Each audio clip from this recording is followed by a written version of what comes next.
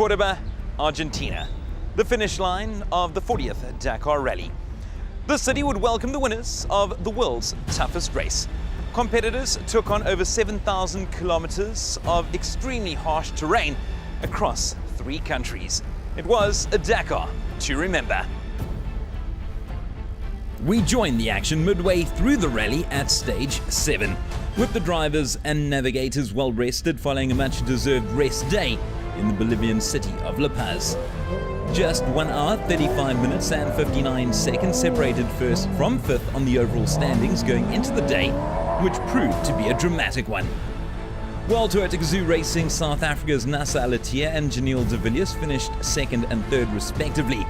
The big story was the performance of Stefan Hansel, who lost almost 2 hours after being hit with suspension problems during the trip to uni, and as a result, relinquished the overall lead to teammate Carlos Sainz. Yeah, I feel very sorry for Stefan. He did a brilliant race until now, but it looks like he lost control in the water pedal and hit something with his car and ripped off the suspension. Stage 8 saw competitors travel almost 500 kilometers to Pisa. Hansel won the stage, with Alatia coming in 3rd. De Villiers got stuck early, and he and co-driver Dirk van Zitzewitz lost over 20 minutes before going on to finish the stage in 9th place. It was a big, crack basically in the, in the off-road, and I didn't see it. I saw it at the last minute, but all the tracks sort of went there. And then, I just tried to go and see if I could get through it. We nearly made it, but unfortunately got stuck like that. Stage 9 was supposed to see competitors cross borders for the final time in a 242-kilometer journey from Tupiza in Bolivia to Salta in Argentina. It was not to be, however, as the stage was cancelled. But the day was not without controversy, as news emerged that race leader Carlos Sainz had been handed a 10-minute penalty for allegedly knocking over a quad bike in stage 7, and his overall lead over Alatia had been reduced to just over 56 minutes.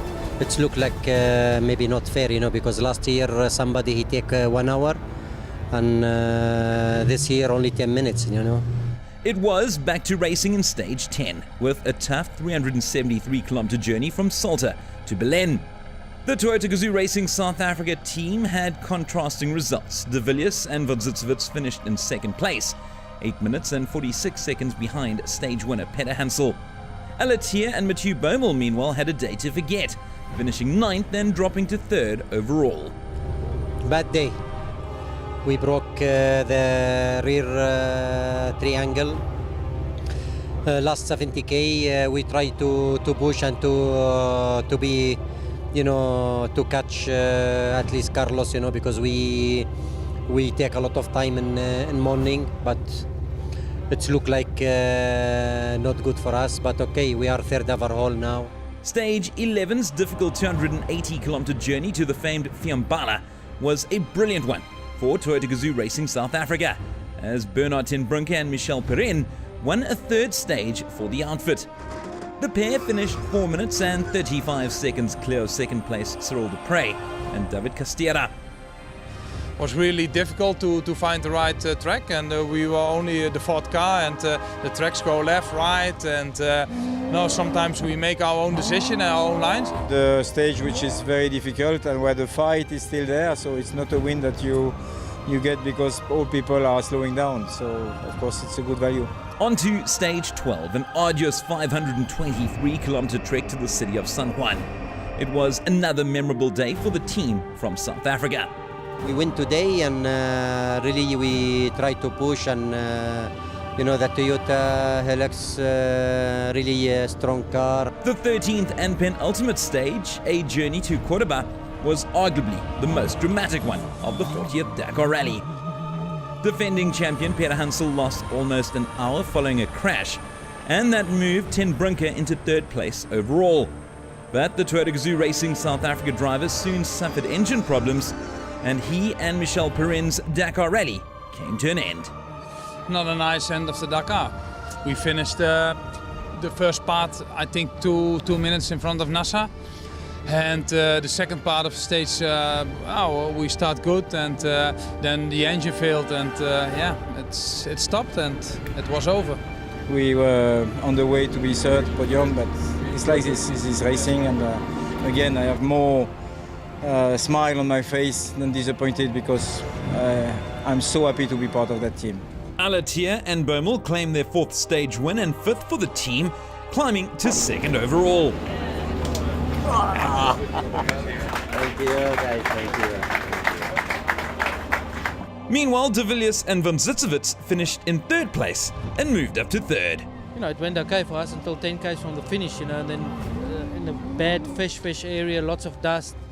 A bike fell in the dust, and at the last minute I didn't see it in the dust, and I ended up on top of the bike. Luckily the biker wasn't with his bike anymore, but we got stuck on the bike, so lost 6 or 7 minutes there. And to the 14th and final stage, as the battle for top spot on the podium reached a thrilling climax. Sainz versus Alatia and De Villiers. De Villiers put in a valiant effort as he and Van Zitsevits captured the stage in a time of 1 hour, 26 minutes and 29 seconds to ensure that all 3 Toyota Gazoo Racing South Africa crews claimed at least 1 stage victory in 2018. However, Sainz finished in 9th position, 3 minutes and 19 seconds off the pace, and that allowed him to win his 2nd Dakar Rally title, while the team from South Africa claimed positions 2 and 3 on the podium, Alatia and Bommel finishing 2nd, and De Villiers and Van Zitsevits ending in 3rd place. A double podium, Nessa 2nd, Janelle 3rd, Janelle winning the last stage, so yeah, it's great feeling. The whole team is really excelling in the victory. Yeah, another podium. You know, 2 days ago it didn't look like it, but you know, it just shows you once again the Dakar's never finished until you get the finish. You know, crazy day yesterday. A lot of things happened. You know, and we managed to get it there. You know, great result for Toyota, 2 and 3.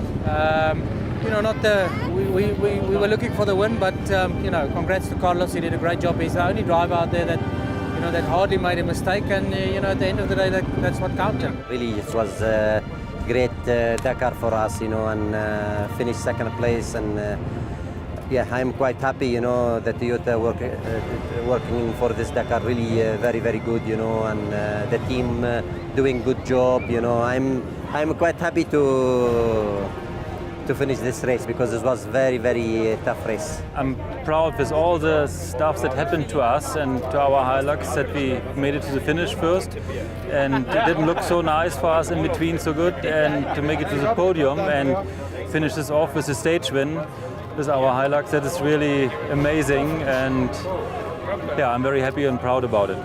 Yeah, for sure. When you start a race, you look for the victory, and it was our goal at the start. But we had too many small problems during the first week that they push us out of the top 3, and we make a very good second week to come back slowly.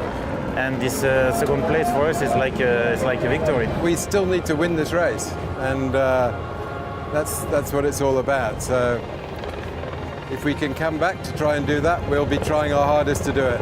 We could fight with the Peugeots, you know, in a lot of the stages, so that's a positive for the future, and we'll try our best next year. Yeah, 1 step is missing, and we're working on that, and I hope next year it will be possible. But at Dakar, you never know what will happen. The plan is to come back 2019 and to win Dakar.